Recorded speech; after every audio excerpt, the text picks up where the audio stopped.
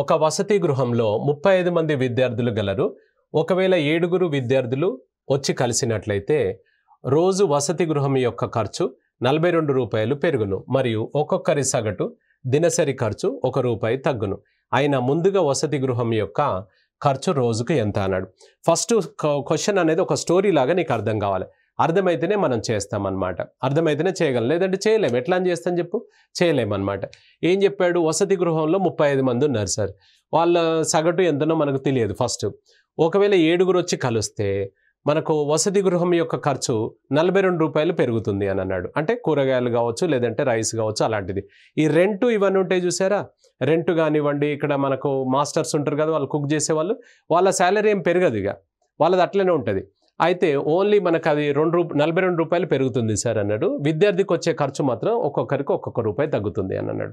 So అప్పుడు మనకేమవుతుంది sir, ఇక్కడ ఒకసారి చూసుకున్నట్లయితే ఇక్కడ మనకు ముందుగా అవుతున్న ఖర్చు ఒక్కొక్కరికి ఎంత అవుతుందో మనకు తెలియదు.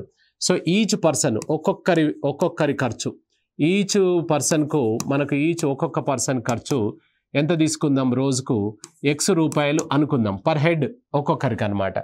అయితే ముందుగా మనం ఎంతమంది, 35 మంది. 35 మంది యొక్క ఖర్చు ఎంత అవుతుంది అప్పుడు, 35 ఇంటూ X జనరల్, అంతే కదా సార్. 35 మందికి ఒక్కొక్కరికి ₹50 అనుకోండి. 35 50 వేసేవాడువా లేదా చెప్పు, అట్లాగా అనమాట. సో 35 ఇంటూ X అనమాట.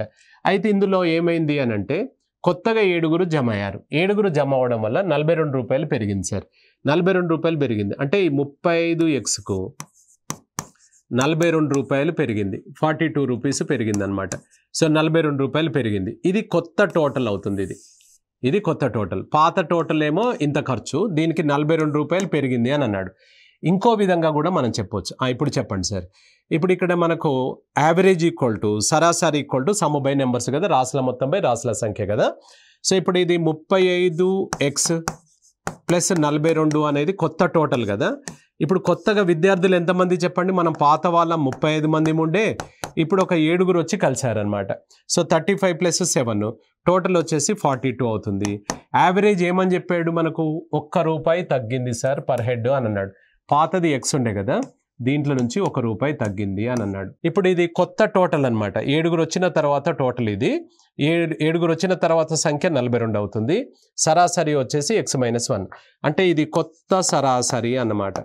కొత్త సరాసరి అవుతుంది. ఇది సింప్లిఫై చేసుకుంటే మనకు X కనుకొని మొత్తం ఖర్చు అడిగాడు కాబట్టి మొత్తం చేసుకోవచ్చు. మనం క్రాస్ మల్టిప్లై చేసుకోవాలి. క్రాస్ మల్టిప్లై చేసుకుంటే ఇది 35X ప్లస్ 42 ఈక్వల్ టు ఇదంతా 35 ప్లస్ 7 అంటే 42 కదా, 42 అటు వెళ్ళి మల్టిప్లై అవుతుంది, X-1 అన్నమాట. ఓపెన్ చేద్దాం మనం. 35X plus 42 equal to 42X minus 42 అన్నమాట.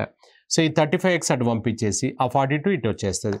42 ప్లస్ 42 అంతే కదా సార్, ఇది ఇటు వస్తే ప్లస్ కదా, ఇది ఇక్కడ ఎంత అవుతుంది, ఇక్కడ మనకు 42X మైనస్ ఇది 35X అటు వెళ్ళిపోతుంది, 35X అంటే 42 ఎంత అవుతుంది సార్, ఇక్కడ 84. కంటిన్యూషన్ ఇక్కడ రాస్తున్నాను. ఇది ఎంత అవుతుంది అంటే 7X అనమాట. 7X అవుతుంది, అంతేనా. ఇప్పుడు ఇది 7 ఇక్కడ మనకు ఒకసారి చూసుకుంటే ఇట్లా కొట్టి వేసుకోవచ్చు. 7 ఎన్నిసార్లు వెళ్తుంది సార్, ఇక్కడ 12 సార్లు వెళ్తుంది, అంతేనా. So right. సో ఇప్పుడు ఇక్కడ మనకిందులో దీంట్లో తీసుకున్నట్లయితే ఇక్కడ మనకు X వాల్యూ 12 వచ్చింది కదా. ఏమడుగుతున్నాడు చూడండి ఒకసారి, మనకిందులో ఏమడుగుతున్నాడు, మొత్తం ఖర్చు ఎంత అని అన్నాడు. మొత్తం ఖర్చు అంటే ఎప్పుడు ఖర్చు మొత్తం, తర్వాతనా ముందుగా అన్నాడు. ముందుగా అవుతున్న మొత్తం ఖర్చు 35X కదా సార్. సో 35X అనమాట ముందుగా అవుతున్న ఖర్చు. సో 35 ఇంటూ X వాల్యూ ఎంత వచ్చింది నీకు, సో 12 వచ్చింది. అంటే ఎంత అవుతుందో ఒకసారి చూడండి, ఎంత మనకు టోటల్ వచ్చేసి ₹420. ఆన్సర్ వచ్చేసి డి ఈజ్ ద ఆన్సర్ అనమాట.